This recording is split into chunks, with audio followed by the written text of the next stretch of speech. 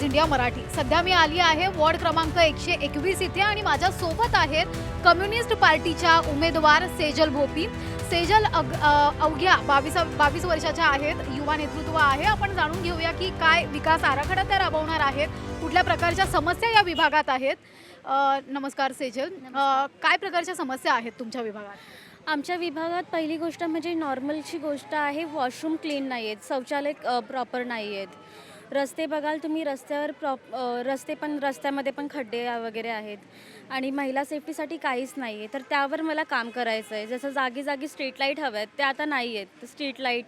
आणि आमचा एरिया जो आहे ना, आमच्या जवळच विहार लेक म्हणून तलाव आहे। तलावाच्या जवळ असून तरी पण आम्हाला पाणी जे आहे 24 तास नाही आहे। तर त्यावर आम्हाला काम करायचं आहे, जेणेकरून पाणी आम्हाला व्यवस्थित मिळेल। महिला ज्या आहेत त्या व्यवस्थित म्हणजे फ्रीली फिरू शकतील। आता अंधार थोडा झाला तर आम्हाला घ्यायला कोणाला तरी बोलवावं लागतं, ते सर्व फेस नको करायला। आणि एज्युकेशनसाठी आम्ही लढू आणि जसं झाडे वगैरे त्यांच्यासाठी आम्ही काम करू। काय वेगळेपणा वाटतो, म्हणजे कुठल्या प्रकारे वेगळ्या समस्या असतात आदिवासी विभागात आणि नॉर्मल विभागात, काय वाटतं पर्सनल? मेन तर तेच पाण्याचाच प्रॉब्लेम आहे। आदिवासी विभागात तुम्हाला बघायला जाणार तुम्ही तर आदिवासी विभागाची जी माणसं आहेत ना, ते जास्त करून शिक्षणापासून वंचित राहतात। कुठे असं बाहेर गेलो तर आम्हाला म्हणजे आदिवासी आहेत म्हणून कुठेतरी मागे ठेवलं जातं। तर ते सर्व फेस नाही झालं पाहिजे आणि त्यांना पण शिकून पुढे जाण्याची संधी मिळाली पाहिजे। तर त्यासाठी आम्ही काम करत असं। म्हणजे मूलभूत सुविधांपासून ते वंचित असतात आणि यांची त्याला जाणीव नसते, असं काहीच असतं का? हो, बरोबर बोलतायत तुम्ही। आणि आम्ही असं ऐकलंय की BA मधून शिक्षण तुम्ही घेत होतात रुरल डेव्हलपमेंटला आणि दुसऱ्याच वर्षी BAच्या ते शिक्षण सोडावं लागलं आर्थिक परिस्थितीमुळे। पण त्यानंतर तरीही तुम्ही सामाजिक माध्यमातून काम केलं तिथल्या नागरिकांसाठी आणि आता इथपर्यंतचा हा प्रवास, तर कसा होता हा प्रवास? म्हणजे अगदी सामान्यातून उठून येणं आणि एक नेतृत्व करणं ते अवघड असतं, तर कसा राहिला हा प्रवास आणि काय भावना होत्या आतापर्यंत? भावना तर ह्याच होत्या की आपल्या माणसांना पुढे न्यावं, जी मागे राहिले त्यांना सर्व म्हणजे जो आपला परिसर जो बिघडला आहे तो व्यवस्थित करायचा होता, हेच माझं उद्देश होतं। कधी असं ठरवलेलं का की आपल्याला राजकारणात जायचंय, की ह्या समस्या बघून असं वाटलं?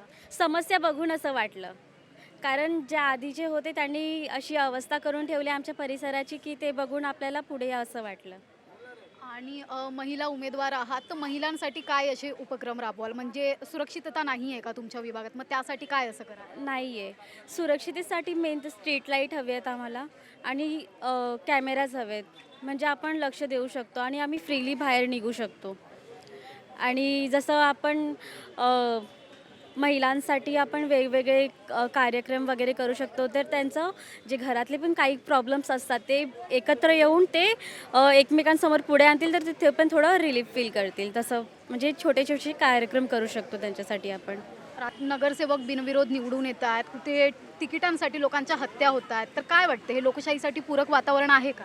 नाही, वातावरण हे खूप चुकीचं झालं आहे।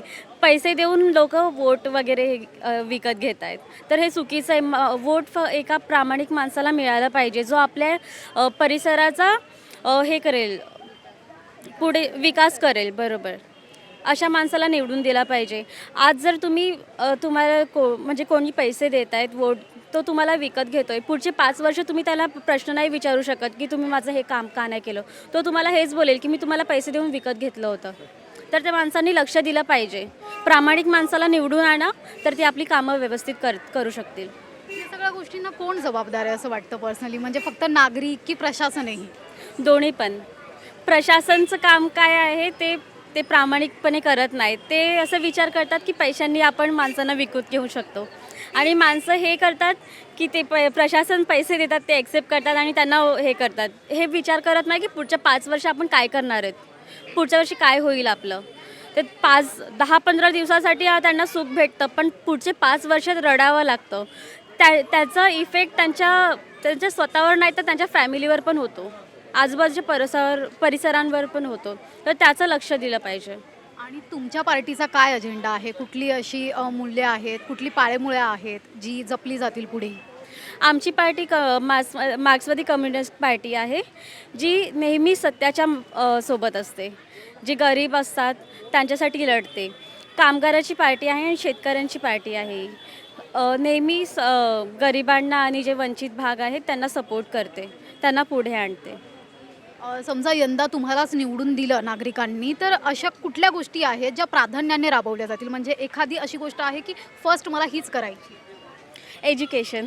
एज्युकेशन. येस.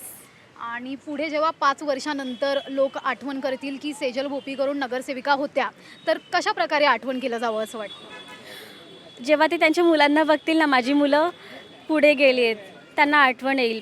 परत आजूबाजूचा जो परिसर सुधरेल त्यावरून त्यांना मी आठवेन. महिला सेफ्टीवरून, त्या तर मी तर सांगते ना, जे कॅमेरा, स्ट्रीट लाईट्स वगैरे आले ना, सगळ्या महिला खुश होतील. कारण त्यांना तेच हवं असतं की आम्ही फ्रीली कुठे पण जाऊ येऊ शकतो. म्हणजे कोणाची गरज नाही लागली पाहिजे की मला घ्यायला या हे ते. फ्रीली ते कुठे पण फिरू शकतात. हे सब पाहिजे असतं एका महिलेला. एक सामाजिक चळवळीत तुम्ही होता, तर त्यावेळी कुठली अशी कामं केलेली आहेत? RF फॉरेस्टसाठी आम्ही लढलो आहेत आणि असे छोटे मोठे गोष्ट म्हणजे कोणाला कसली हेल्प लागली तर ते आम्ही मदत करतो.